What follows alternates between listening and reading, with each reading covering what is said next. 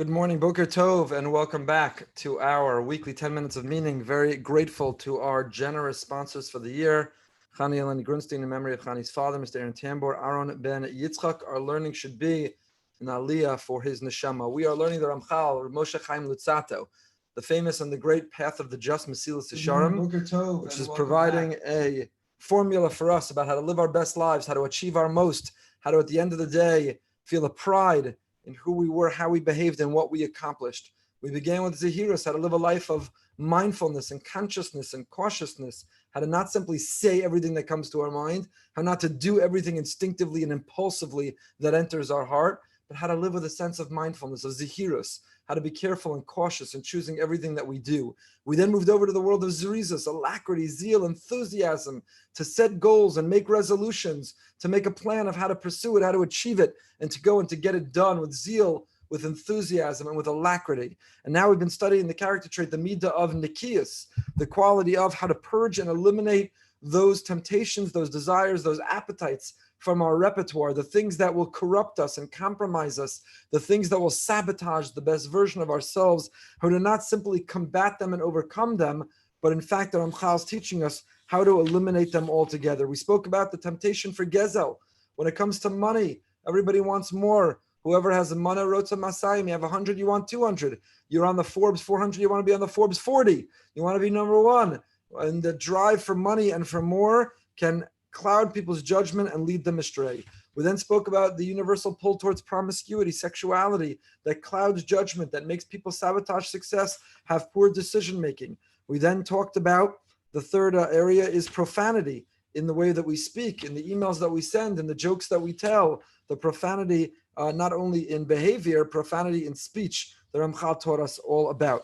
And then we moved over to the world of eating habits. And he talked about one of the greatest areas of Nikias that we can purify ourselves is not simply to go through a daily grind and battle and to conquer the appetite and urge to eat the wrong things at the wrong time, in the wrong measure, but really to eliminate and to realize that we eat to live, we don't live to eat. And food has to be the fuel that nourishes us. And only things with nutritional value, only the things that will power the rest of our day should go into our system.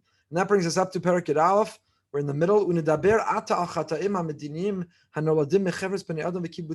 Ramchal, let's now talk about the mistakes that derive from the social milieu where people meet and congregate. Let's talk about what happens when we interact with other people, the opportunities that we have to really compromise ourselves. Kigon, honaz dvarim. For example, verbal abuse, halbanas panim, embarrassing, causing shame in others. Hachshalas ha'iver ba'etza, giving poor advice. Rechilas, gossip, sin, hatred, nikima, revenge, shavuos, lying in God's name, dvar sheker, saying something falsely, bending the truth, exaggerating, chilul Hashem, desecrating Hashem's name, ki mi yomar nikesi mehem. Who can at the end of any given day say, I didn't lose my temper, I didn't gossip, I didn't feel any sense of animosity or hatred. I never had any jealousy or envy of anyone. Every word out of my mouth was not exaggerated in iota, was entirely truthful. Who can say my entire life all I've done is Kiddush Hashem? I've never once failed Hashem and I've desecrated his name. Taharti me'ashma bam. Who can say I'm pure from guilt in any of these areas? Says the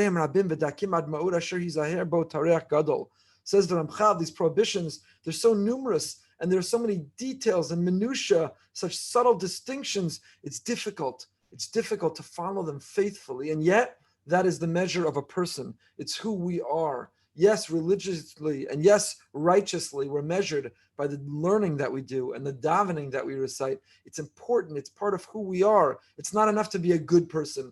You also need to be a person who's obedient and observant of what Hashem expects from us. And that has to do with the details and minutiae of halacha. However, if you do all of that and you neglect the arena and the area of ben adam lachavero, how we treat other people, what governs and regulates our interpersonal interactions, it is the sum total of a person. It's who we are. Not only who we are, it's how others not only judge us, but they judge Hashem. They look towards religious people and religious personalities and they say, are they courteous? Are they kind? Are they honest? Are they faithful? Are they trustworthy? Are they essentially good? Because as hard as they shuckle, as much as they learn, as righteous and religious and scrupulous and vigilant as they are in the areas between them and God, if they don't treat people, if they're not trustworthy in business, if they're not reliable as friends, then what's it all worth? So people's entire experience and relationship with Hashem, it's an enormous responsibility that we bear, often depends on our conduct, on the way we behave ourselves. So now that Ramchal is going to go through these one by one and encourage us and urge us and charge us to achieve a Nikias, to be able to know that not only can we combat and overcome each of these areas, we have the ability to eliminate them. We have the ability to bring out and live our best selves. Verbal abuse. It means to speak in the presence of another person in a manner that will embarrass that person. So do we speak in a condescending way? Do we speak in a superior, arrogant way? Do we speak in a way, do we measure our words to evaluate, will they embarrass another? Would we want that said about us? We want it said about us in that way, in that place, in front of those people. Ona'as dvarim. How do we speak? How do we use that gift, that power? We've spoken so many times. If you can speak, if you can articulate, it is a gift. It is a gift. My wife's grandmother had a significant stroke, unfortunately, over Yontif, and we daven for her refuah shlema. But she's left right now with the inability to speak. It's her worst nightmare. It's many people's worst nightmare to have a stroke or to have a condition where you're able to understand everything around you, but not be able to communicate back. You can't talk. You can't communicate. You can't articulate. It's a nightmare for people. It's an absolute nightmare for people. Speech is a gift. We wake up, and if it flows freely, we take it for granted. Whatever comes to my mind, I can just say. I can say it whenever, however, to whomever. Speech, it just flows. It just flows. But every word is a gift. Every word of his inestimable value. Ask that stroke victim. Ask Yocheved's grandmother right now. Ask so many others who are lying there, and they have so much to say, and no way to say it, no way to communicate it. Every word is gold. Every word is a gift. And do we waste it? Do we squander it? Do we misuse it and abuse it?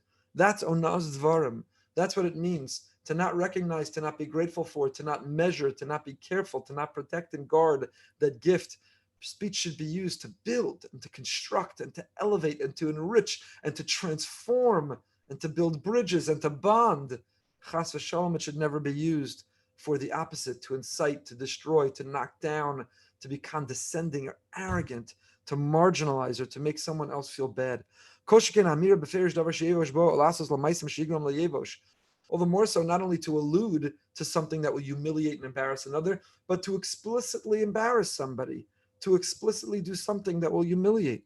This is what our rabbi said. Someone is about tshuva, you don't say, hey, remember when you used to drive on Shabbos? Remember when you used to eat the chazer schmaltz?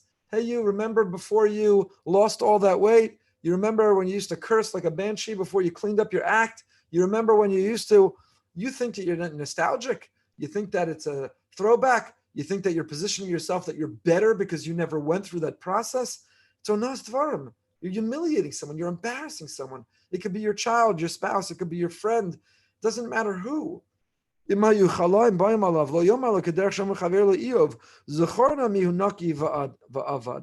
similarly, if your friend was sick, don't say like Eov's friend said to him, do you recall any man being guiltless and being destroyed? In other words, remember when you went through that horrible diagnosis and that illness?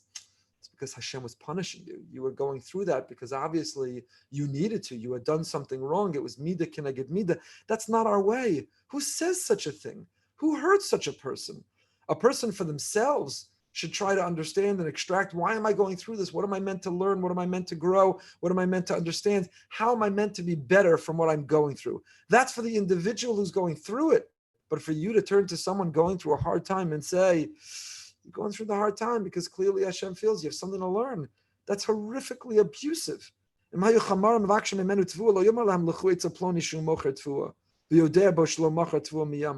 If somebody's trying to buy a particular item, you don't say, oh, I think so-and-so sells it. Go to him when you know they don't sell it, and now you've set up a humiliating interaction. Our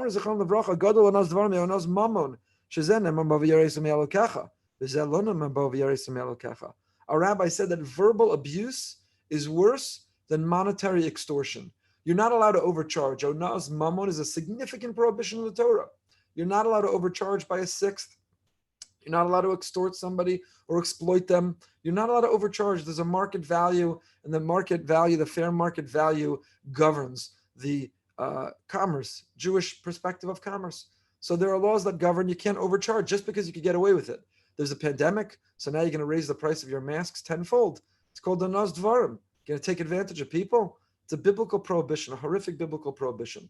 And yet our rabbis say, Onas Dvarim, that verbal abuse is worse than monetary abuse. You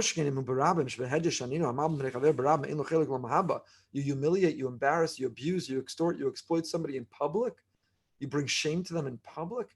You embarrass someone in a public setting. It's literally as if you murdered them. Why are they called hamalbim b'nei chavero? You embarrass somebody. Hamalbim doesn't mean to embarrass. The word hamalbim means the white. Hamalbim, like the white on one's face.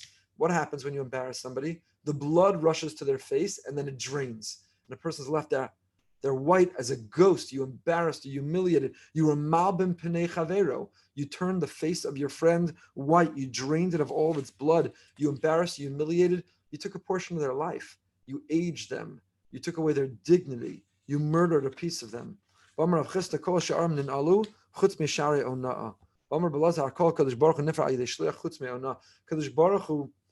Baruch Hu exacts retribution through an agent, through a messenger for everything, but Onah, he comes directly. He has no tolerance. He has no patience. Because we're family. We love one another. Would you do that to your brother, to your sister, to your son, to your daughter? Would you extort them? Would you embarrass them? Would you verbally abuse them? Unfortunately, for many, the answer is yes, they would. But all Jews are our brothers and sisters, are our family. All human beings are B'Tselem Elokim. It's not how we treat anybody. It's not how we treat anybody. And you want to extend Onah's Dvarim, we'll end with this, to be discriminatory or racist or biased, to denigrate, to use derogatory names or language or references, to look down on others. We're B'Tselem Elokim, Chaviv Adam Shenever B'Tselem. We're created in the image of God. We forfeit our very godliness, our very humanity, if we mistreat and speak to people, not only in our actions, but also with our words. There are three people, their sins, the curtain cannot be sealed. And one of them is Onah. So we'll stop here for today, but we should measure that gift as we think about in daven for my wife's grandmother who had a stroke, who no longer can speak for now, hopefully temporarily. We hold on to how precious that gift of every word we can say. And those who can speak freely take that responsibility seriously. Measure every word. Use it to uplift, to build, to enrich, to transform. Never, God forbid, the opposite. We'll meet back here again in 15 minutes, 8:45, Living with Emunah. Same Zoom channel, Facebook and YouTube Live. If you're on YouTube, please subscribe if you're not. And tonight, 9 o'clock, special edition of Behind the Bima on contemporary events in a very meaningful, thoughtful way. 9 o'clock, hope to see everybody there.